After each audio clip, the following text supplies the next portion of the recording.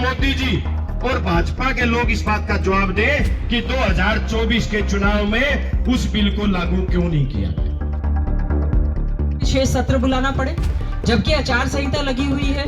Corporation के नगर निकाय के इस समय चुनाव चल रहे हैं। क्या कारण है कि आपने इसको बुलाया?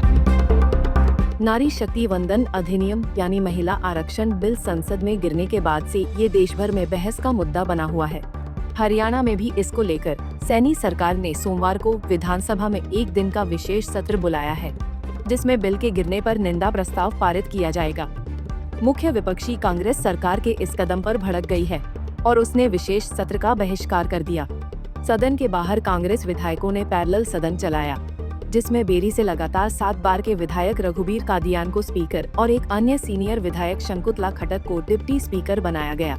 सदन की सामान्य कार्यवाही की तरह कांग्रेस विधायकों ने बारी बारी से चर्चा में हिस्सा लिया और महिला आरक्षण बिल को लेकर भाजपा की मंशा पर सवाल उठाए। नरेंद्र मोदी जी और भाजपा के लोग इस बात का जवाब दें कि 2024 के चुनाव में उस बिल को लागू क्यों नहीं किया गया।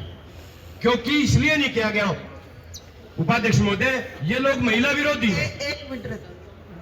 ये लोग महिला विरोधी हैं। जब 2023 में उस बिल को लागू जब पास हुआ 24 में इन्होंने लागू नहीं किया, तो वहां से इस बीजेपी की मंशा जाहिर होती है कि ये लोग सबसे बड़े महिला विरोधी हैं। और अध्यक्ष महोदय, मैं अंतिम बात अपनी बात को समाप्त करते हुए कहना चाहूंगा, ये एक ऐसी शाखा से निकले हैं उपाध्यक्ष महोदय, एक ऐसी शाखा से निकले हैं जिसमें पूर्णतः महिलाओं के ऊपर प्रतिबंध लगा हुआ है। एक ऐसी शाखा आरएसएस जिसने इस देश को जात पात और धर्म में बांटने का काम किया, वही ये एक ऐसी शाखा के विद्यार्थी हैं जिसने सबसे ज्यादा महिलाओं को प्रताड़ित करने का काम किया। इसलिए उपाध्यक्ष महोदय, मैं जो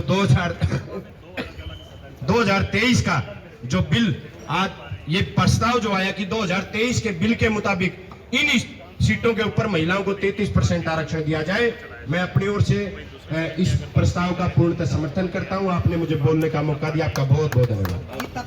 विशेष सत्र बुलाना पड़े जबकि आचार संहिता लगी हुई है। कॉरपोरेशन के नगर निकाय के इस समय चुनाव चल रहे हैं। क्या कारण है कि आपने इसको बुलाया? और इसमें ये कहा गया है, जो बीएससी की रिपोर्ट हमें दी गई है, कि इसमें 2 बिल इंट्रोड्यूस कर रहे हैं। ग्रुप सी और डी को हम प्रमोशन देना चाहते हैं, और साथ ही साथ में कहा कि कोई कोर्ट्स को लेके जो है एक अमेंडमेंट लेकर आना चाहते हैं। जब हमें उसकी बिल की कॉपी नहीं अवेलेबल कराई गई तो हम उस पर चर्चा क्या करेंगे? और स्पेशल सत्र का क्या औचित्य है? अगर कुछ लाना था तो ऑडियंस ले आते आप।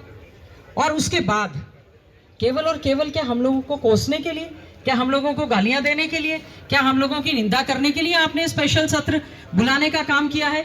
आप उपाध्यक्ष महोदय, आप कस्टोडियन ऑफ द हाउस हैं, ना कि आप कस्टोडियन ऑफ द बीजेपी हैं। हमने जब मुख्यमंत्री जी से जानने का प्रयास किया कि मुख्यमंत्री जी आप क्या सरकारी संकल्प लेकर आ रहे हैं, जो आपने एजेंडा हमें भेजा है उसमें तो इसका सरकारी संकल्प का कोई विषय लिखा नहीं। हम जानना चाहते हैं उसमें क्या है।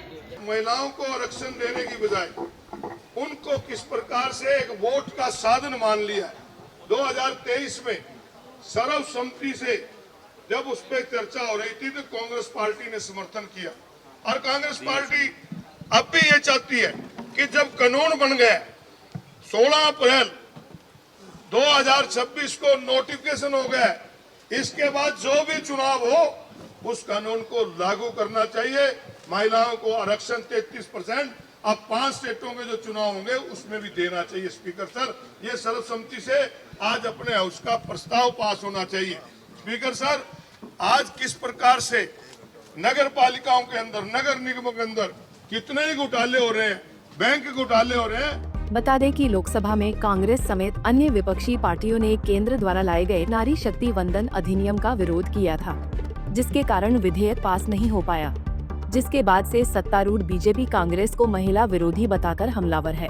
वहीं कांग्रेस का कहना है कि बीजेपी इस बिल के बहाने केवल महिला सम्मान का ढोंग कर रही है। चंडीगढ़ से चंद्रशेखर, धरणी पंजाब केसरी टीवी। हमसे जुड़े रहने के लिए हमारे YouTube चैनल को सब्सक्राइब करें और नई वीडियो की नोटिफिकेशन के लिए बेल आइकॉन को दबाएं। अगर आप ये वीडियो Facebook पर देख रहे हैं तो लाइक जरूर करें और ज्यादा से ज्यादा शेयर करें। धन्यवाद।